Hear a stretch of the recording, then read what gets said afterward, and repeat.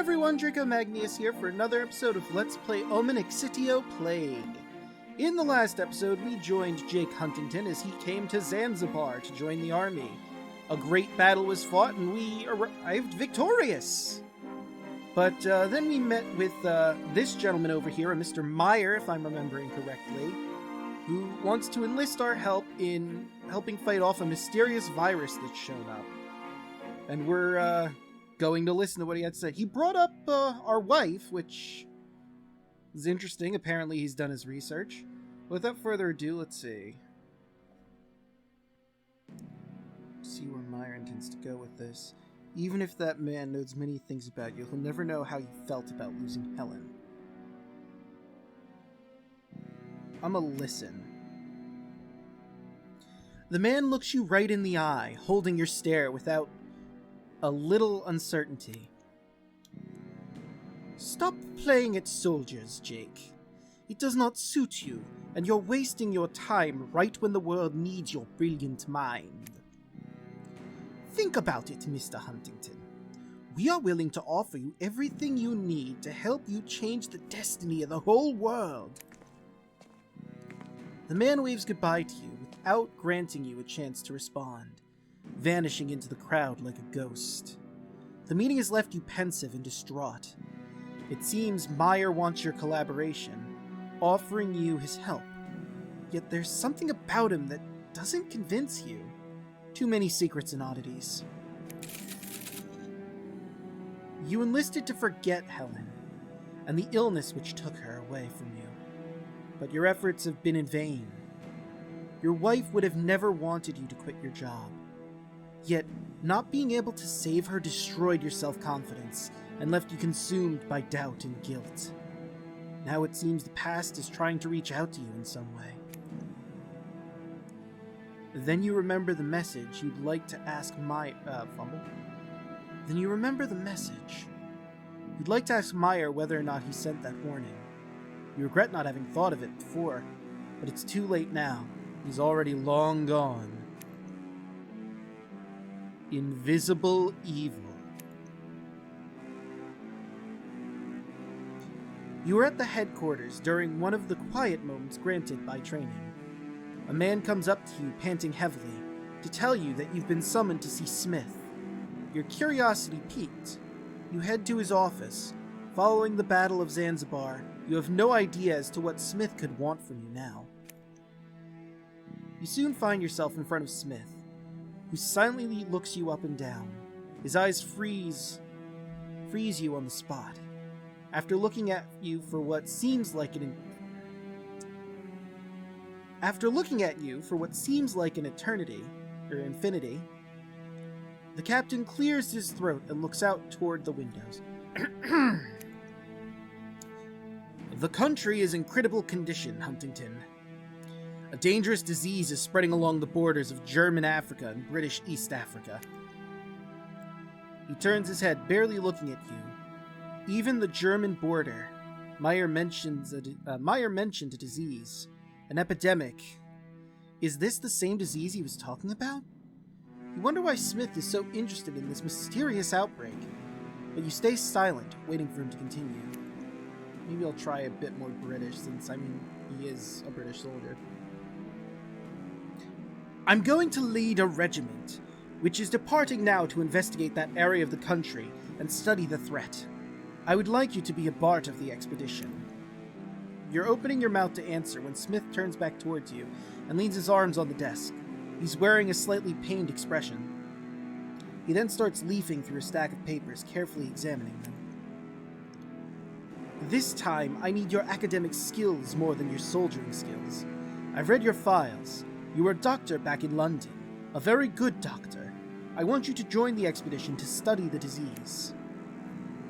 This is not what you had expected. Working as a doctor reminds you of the failure which had led you to run off, to enlist, to fight in order to avoid your painful feelings. You weren't able to save the one person you loved more than anyone else in the world. Now Smith needs your medical skills, and you can't very well disobey his orders, yet you're unsure how to proceed. Reluctant. I think reluctant is the one that makes the most sense here. Excited would be completely out of left field. Oh boy, after all the pain and doubt from losing my wife by not being able to help her illness, I sure am excited to help with this disease, golly gosh. Yeah, see, that doesn't fit. Reluctantly. I'll join the expedition, Captain, but I'm here as a soldier, not as a doctor. Huntington, if you're any kind of soldier, you'll follow the orders you're given. The captain looks at you harshly, but you feel that deep down he's also worried. You don't know what he discovered in your files, but that glance hides a glimmer of comprehension. You can see the palpable concern in each other's eyes. Then the captain breaks the silence. Get to the armory, Sergeant... fumble. Get to the armory. Sergeant Carrig? Carrig. Sergeant Carrig will provide you with the equipment you'll need for the mission. Prepare yourself properly, Huntington. We will be heading into some dangerous places. As you're walking to the armory, other thoughts gather in your mind. Your past is coming back to you like some kind of threatening shadow, cautiously approaching, waiting to pounce on you at the first opportunity. One more mysterious disease to study. And that man, Meyer. You wonder whether this is the same disease, or all this just a bizarre coincidence. I don't mean to get in the way of things, but this is Lovecraftian. There are no coincidences. Sergeant Carrig, you met him when you enlisted in London, and you've gradually taken to his scowling face and his harsh, abrupt manner. He's a pedantic and excessively dutiful man, but he properly wouldn't have been put in charge of the weapons and supplies without these qualities. As always, he stares at you with half-closed eyes as if trying to focus on you. Huntington, a pleasure to see you. I didn't know you'd be assigned to this mission. Can't believe they'd still trust you with a rifle. He burst into a brief, hoarse laugh at his bad joke. Professional. Fuck this guy. I'm here for my equipment, Sergeant. Yeah, sure. Smith told me something about it. Let's not waste time then, shall we? Carrig takes you to another part of the armory. The room is big, but mostly empty, and somewhat abandoned looking. The war at the Sultan's palace must have drained a large portion of the British supplies and provisions. The racks are almost empty, and Carrig only puts 2 weapons on the table in front of you. A rifle and a pistol. Huntington, you can choose 1 weapon only. This isn't London's own... This isn't London. Our resources are limited. Now this is a tough call to make. The rifle is more powerful, but it takes longer to load. The pistol, on the other hand, does less damage, but it's easier to carry around.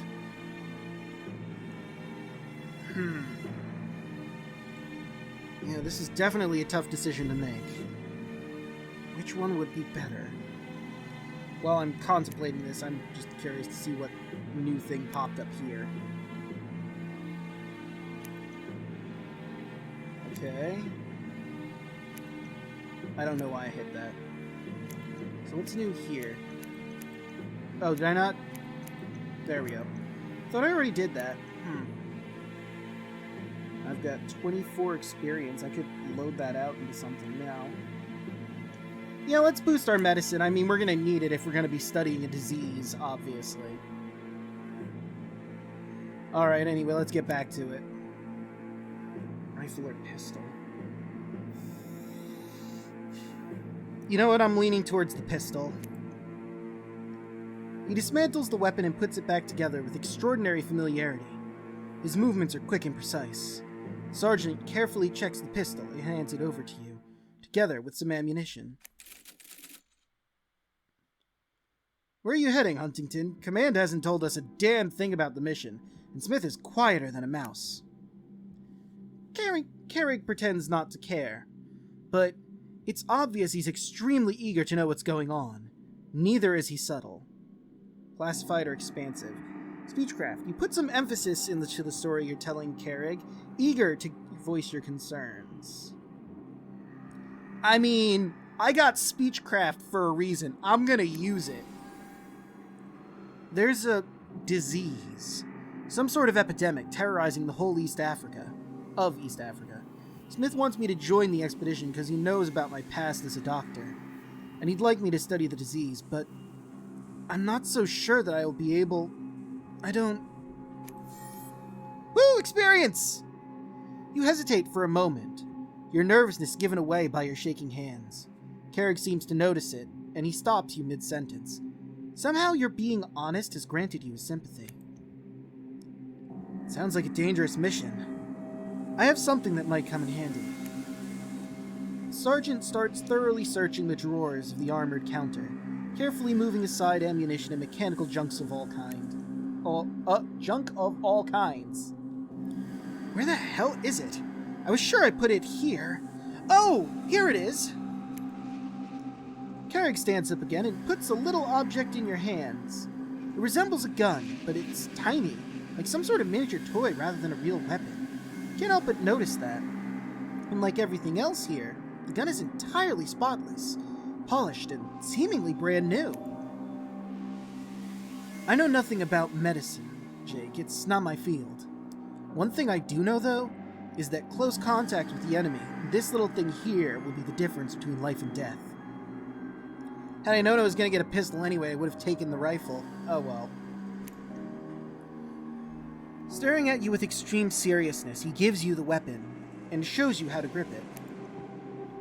It's a single-shot Colt Derringer. Don't let its size fool you. It's as deadly as any other weapon, and easier to use than a rifle. He tries to diffuse the tension with an empty laugh and puts a hand on your shoulder. Fumble. He tries to diffuse the tension with an empty laugh and puts a hand on your shoulder. You put the Colt in an inner pocket and smile back at him, a silent gesture of gratitude. Woo! One more shot. Now, to the storeroom. I've got something for you.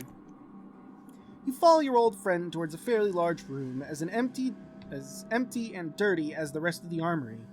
It reminds you of the jungle where you trained with the rest of the regiment.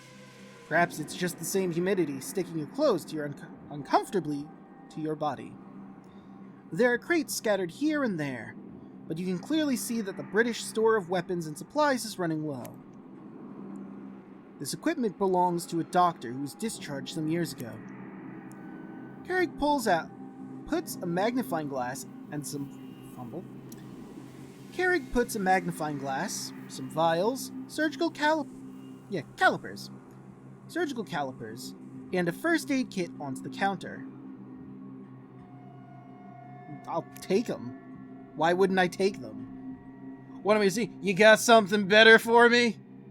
Why would I be fucking bargaining this? Take the damn supplies. You carefully place the objects in your backpack and thank Carrig for everything. You talk about your time in London together and various other things before you say goodbye and take your leave. Good luck, Jake. The sergeant keeps watching you with his half-closed eyes as you walk away, chuckling to himself as usual. Ooh, more experience. You walk back towards headquarters, tightening your backpack straps as you go. Smith and a small contingent of men are waiting for you in front of the barracks, ready to depart. Huntington, you're always late. You rejoin the regiment without getting lost in idle conversations. Joyful. Please see that Ryan's... Yeah, no, we're friends. I'm happy you're here too. At least we have something decent to eat. I can't stand the food here much longer. There's insects in almost everything we're given. Ryan answers with a loud laugh and claps you on the back with all the delicacy of a London bare-knuckled fighter. They don't know how to make anything even remotely edible, I know. I just heard something about this mission. Something about a disease. What about you? Have you heard anything? After a moment's consideration, you decide to tell your friend what you know. Smith asked me to join this expedition as a doctor. He wants me to study this disease, and I'm afraid this is something serious. The Italian cook nods. before his face lights up as he remembers something important. Oh, I almost forgot! O'Bannon should be with us too. Really? Is he drunk again? As if summoned by some kind of ritual, O'Bannon appears by your side and puts his hand on your shoulder. Hey! Look who's here! Dr. Jacob Vespucci, the Golden Ladle! He bursts out laughing, then whispers in your ear. I have some really nice bottles with me. It's gonna be a good laugh. As usual, everything's a game for him. Somehow, each time O'Bannon opens his mouth, he reminds you of the stupid innocence of youth. Maybe it'd be better if the Irishman were taking the situation more seriously. Fuck it, let him have his fun. The good humor brought by the young man is contagious, and you can't help but smile at his exuberance. Take it easy with that flask, or sooner or later you'll have whiskey for blood. If only that were true, Doc. I'd be singing through every day and night with... Fumble? I'd be singing through every day and night as the good Lord has given us. As if to illustrate the veracity of his words, he starts singing an old Irish drinking song. Despite everything, you feel more relaxed knowing both of your friends will be part of the mission. You don't really know the other men in the regiment yet. Smith is in front of you, smoking his pipe intently. He's holding the hand of a small boy who looks about 6. Noticing your presence, the captain approaches with the child. Huntington, you haven't met my son yet. This is Scott. He wants to come with us to see the... Excuse me? He wants to come with us to see all the wild animals, but this mission is too important, isn't it? The child looks up at his father pleadingly, hoping to make him feel guilty. The captain's stern expression melts away as he ruffles his hair paternally. Another time, Scott. You say goodbye to Scott, who hides shyly behind his father. Smith yells out at the men. On the march, men! Oh, wait. Peeking. Let me change this ever so slightly. On the march, men! We have a long road ahead of us!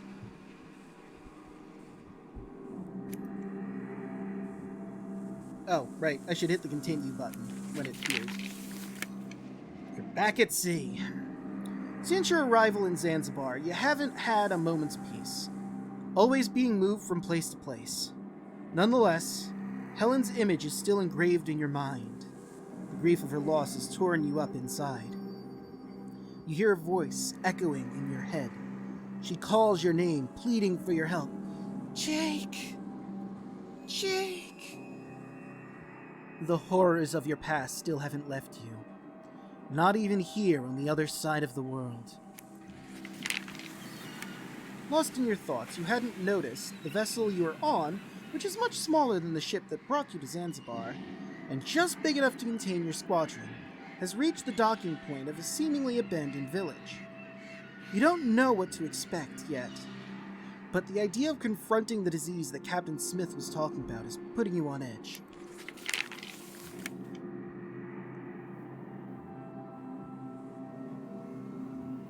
Sorry, I want to take a sip of water. You quickly disembark from the ship, and you get in line. Smith examines you, then orders a search of the village. You walk around the hut slowly and watchfully, as if expecting an attack at any moment. Despite the village's abandoned appearance, you examine some dwellings, and it feels like you're in a horror story. Some beds are still warm. There's still food and water on the table. And abandoned wooden toys and utensils give the impression of recent activity.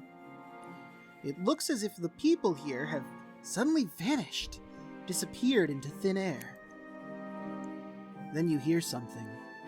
A sizzle in the air, an unidentifiable smell, mixed with that of dying embers. You look and see the smoke coming from behind a hut. Your heart skips a beat. Maybe someone is still here. You move closer quickly.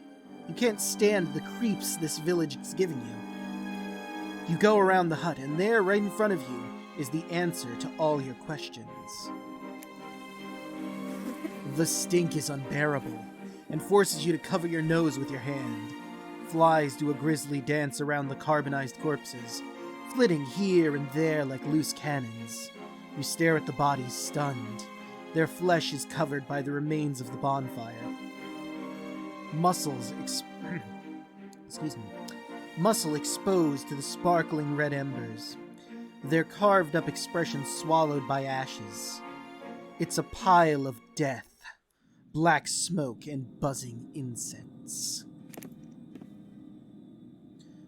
Behind you, you hear someone approaching at a quick pace. You recognize that unmistakable sound, and it's your turn to see Captain Smith. He's clearly worried, although he's trying to hide it from himself and the rest of his men. All the men gaze at the bonfire, while a blanket of silence falls upon you. You move closer to the corpse to have a better look, or you examine the rest of the corpses. Well, let me take a look at my stats really quick. What am I better at? Oh, it's literally directly even with each other. Okay. Since it literally doesn't matter, which one should I do? Should I do observation? Should I do medicine? You know what? I just buffed my medicine. Slowly moving closer, you try to examine the charred remains of the corpses. There are no visible wounds, and something makes you suspect they died from the disease. On some of the bodies, you can see the remains of blood rivulets that have streamed from the eyes, hemorrhages. This could be the mysterious disease. That's not a good sign. As far as we know, this village should have been outside the contaminated area. The captain's initial hesitation betrays his concern. Smith pulls out a map from his backpack after having searched for... Oh, hold on. Sorry, I had to burp. Anyway, where was I? Smith pulls out a map from his backpack. After having searched for it... Okay, sorry, the way that's worded just seemed weird to me. After having searched for it for a few moments, and shows it to you, he points to 3 small villages near the rebel camp. We are here, near the German border. We have to proceed carefully. There might be enemy soldiers in this area. You're deciding which village to explore first, when a noise emanating from a hut startles you. Making your turn instantly, with your rifles ready to shoot and my pistol. Walking slowly and with terrified expression, a man moves closer with his hands up in the air. Stop! I am friend. My name is Betserai. I help. The man watches you with anxiety, still terrified of being riddled with bullets. His glance moves frantically from one face to another. Then it rests on yours. Smith gestures to lower the rifles. Then, he steps forward and addresses Betserai. Who did this? Betserai moves his eyes away from you, like he woke up from some kind of trance, and follows Smith's gaze to the pile of charred corpses. Food? First eat, then help. Smith snorts, annoyed. Give him something to eat. He's coming with us. He could be useful. But Sarai continues smiling, and Ryan gives him a food ration from his personal provisions. Smith's eyes return to the map. While he slowly moves over to you, he passes the map to you. What do you think, Huntington? Where should we start from? It's clear Smith has full confidence in your judgment. Your role in this mission is primarily important. Oh, hey, I got 4 points. Very nice. Okay, so let's take a look at the map here. Alright, so here are 3s. There's the North Village, the West Village, and the South Village. It doesn't show where we are right now, so I can't use that as a point of reference.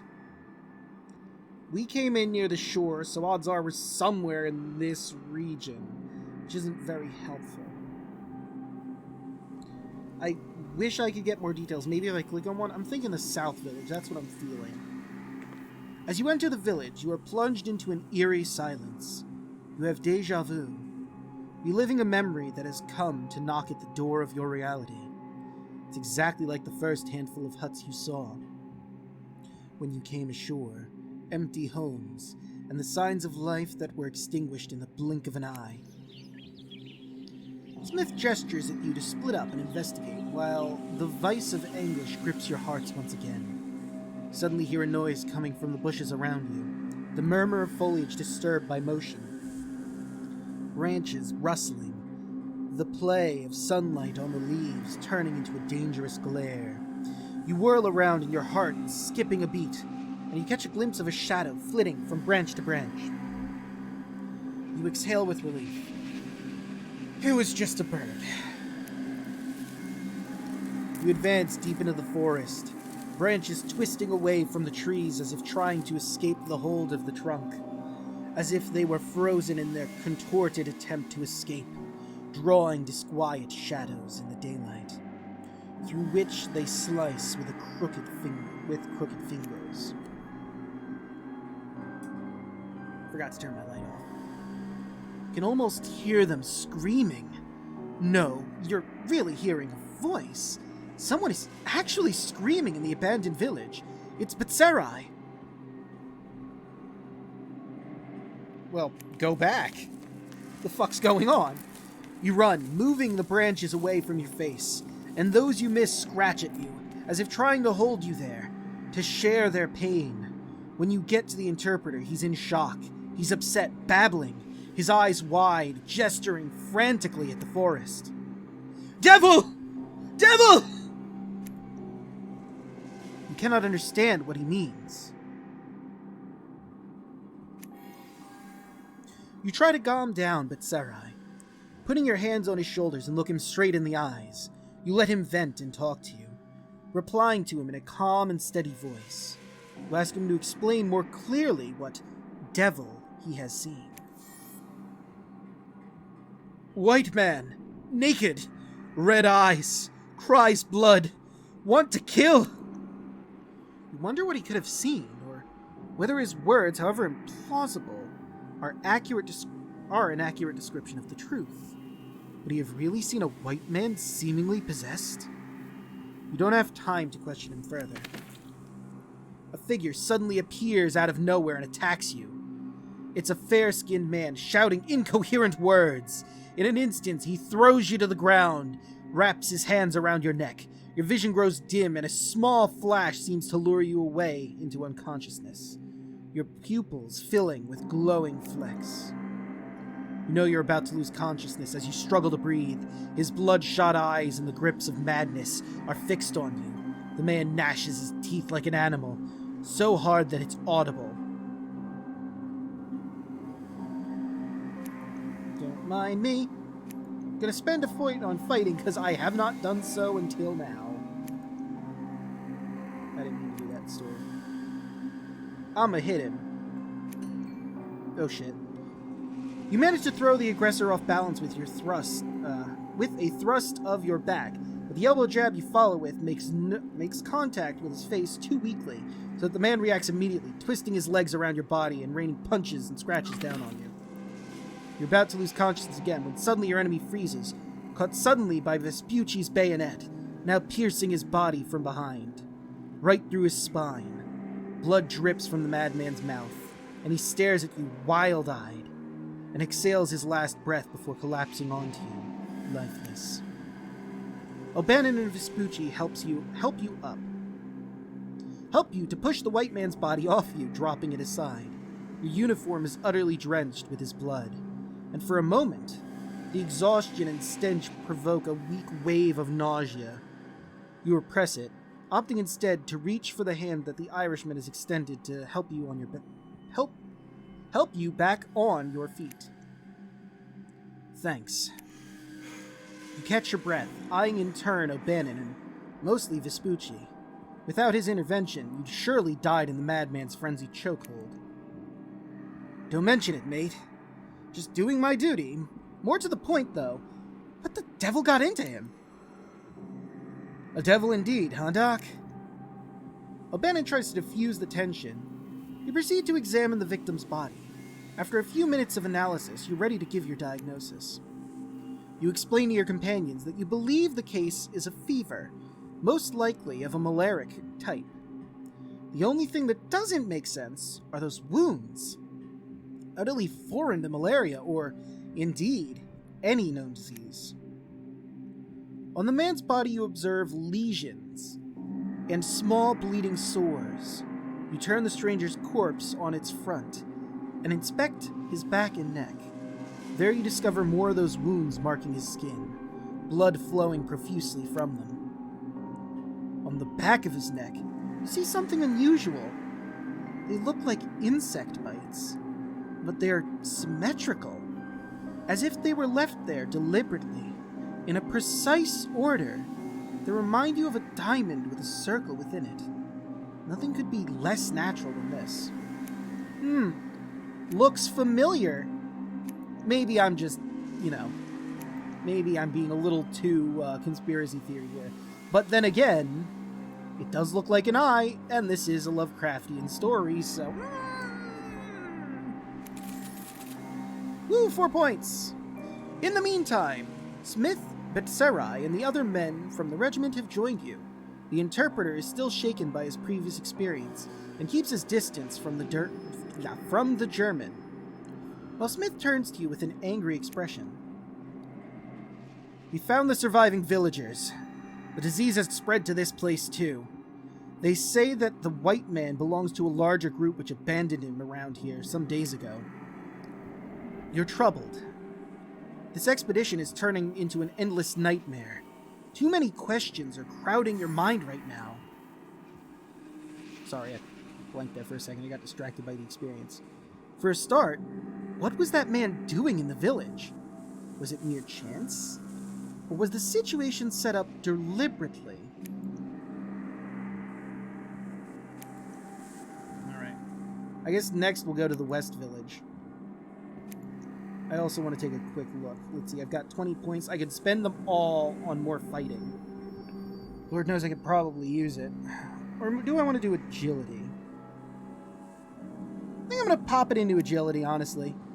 And then I'll hold out some points to boost my speechcraft or medicine next, I think. I think that would be the best idea. Strange mark, mysterious tattoo. Yeah, no, they look way too similar for it to be a coincidence. I just wanted to get rid of those marks. Alright. But with that, I think we're going to end the episode here. In the next episode, we're going to explore the West Village and potentially the North Village. See you guys then.